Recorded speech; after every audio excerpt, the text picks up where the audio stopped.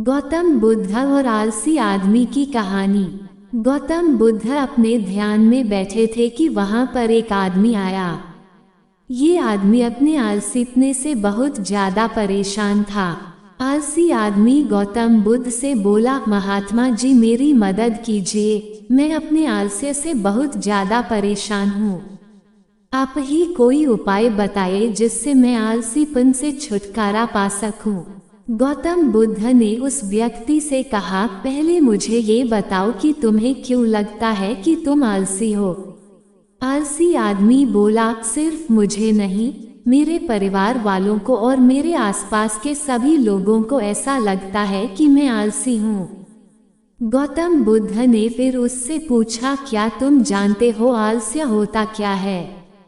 आलसी व्यक्ति बोला, नहीं मैं नहीं जानता, किंतु मैं इतना जरूर जानता हूँ कि आलस्य बहुत बुरी चीज है। इसकी वजह से मुझे बहुत नुकसान हुआ है जीवन में। गौतम बुद्ध बोले, जिस परेशानी से तुम छुटकारा पाना चाहते हो, पहले उसके बारे में पूरी जानकारी ले लोगे तो उससे छुटकारा पाना आसान हो जाएगा। आलसी व्यक्ति बोला, भगवान इतनी बुद्धि तो मुझ में नहीं है, आप ही मुझे इस समस्या के बारे में जानकारी दीजिए।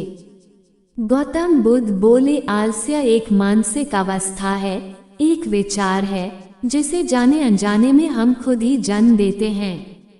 आलस्य दो मूलभूत कारणों की वजह से ही जन्म लेता है, एक है शारीरिक और दूसरा मानसिक। शारीरिक कारणों में पहला कारण है गलत तरह का भोजन।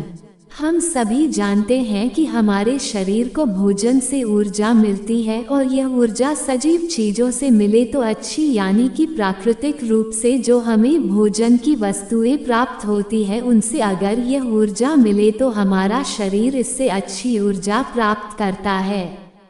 इससे उलट यदि हम निर्जीव वस्तुओं से ऊर्जा प्राप्त करते हैं तो ये हमें आलस्य की ओर लेकर जाती है।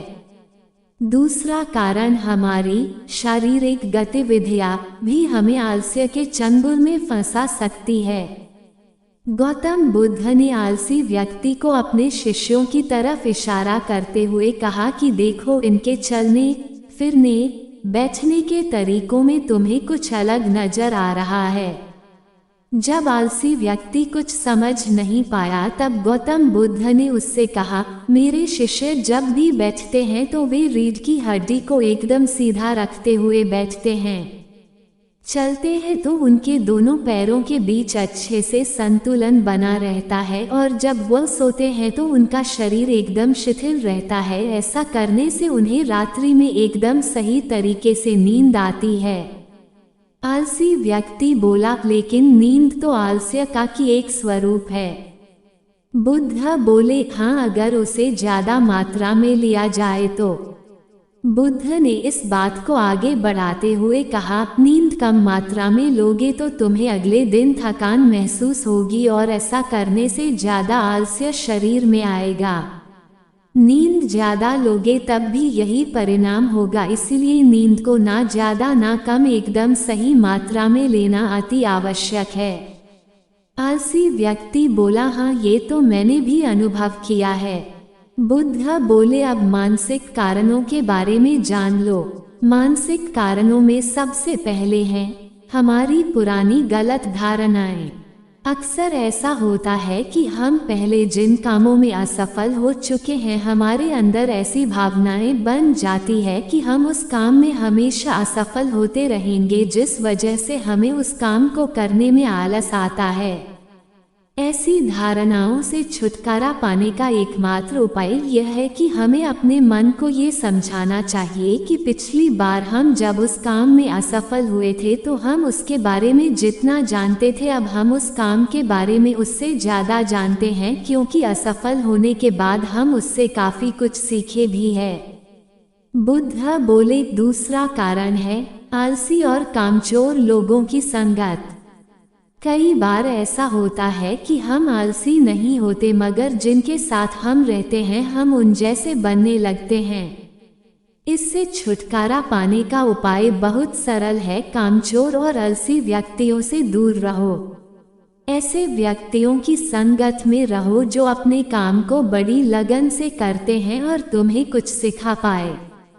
गौतम बुद्ध ने तीसरा कारण बताते हुए कहा, ये कारण आलस्य के लिए सबसे बड़ा कारण है, काम को कल पर टालते रहना। ये कारण इतना शक्तिशाली है कि किसी भी व्यक्ति को बर्बाद कर सकता है। इससे बचने का सबसे आसान उपाय यह है कि जो काम जितनी जल्दी संभव हो उतनी जल्दी कर दिया जाए।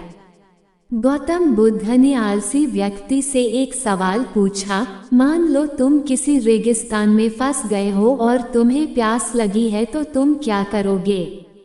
आलसी व्यक्ति बोला, मैं जल्दी ही रेगिस्तान के आसपास कोई गांव की तलाश करूंगा या ऐसी जगह की तलाश करूंगा जहां पर मुझे पानी मिल सके। गौतम बुद्ध बोले, अगर तुम्हें काफी देर ढूंढने पर भी पानी ना मिले तब तुम क्या करोगे? आलसी व्यक्ति बोला, मैं तब भी अपनी तलाश जारी रखूंगा क्योंकि ऐसी परिस्थिति में मेरे पास कोई और दूसरा विकल्प तो होगा ही नहीं। गौतम बुद्ध बोले, बिल्कुल सही, और यही है मानसिक स्तर पर आलस्य का चौथा कारण, किसी भी निश्चित लक्ष्य का न होना। ये भी आलस की ओर लेकर जाता है। अब सुनो पांचवें कारण के बारे में। गौतम बुद्ध बोले, सोचो कि तुम्हारे पास काफी सारे सोने के दागिने हैं जो तुम्हें एक जगह से दूसरी जगह लेकर जाना है। तुम चलते चलते थक जाते हो और किसी पेड़ के नीचे बैठ जाते हो और तभी तुम्हें दूर से तुम्हारी तरफ दौड़ कर आ रहे डाकू दिखाई देते हैं। तो क्या तब भी तुम आलस करके वहीं बैठे रहोगे, या ऐसी परिस्थिति में तुम वहां से उठकर दौड़ने लगोगे? आलसी व्यक्ति बोला, जी मुझे वहां से दौड़ना ही पड़ेगा, नहीं तो मेरी जान और सोने के दागिने दोनों खतरे में पड़ जाएंगे।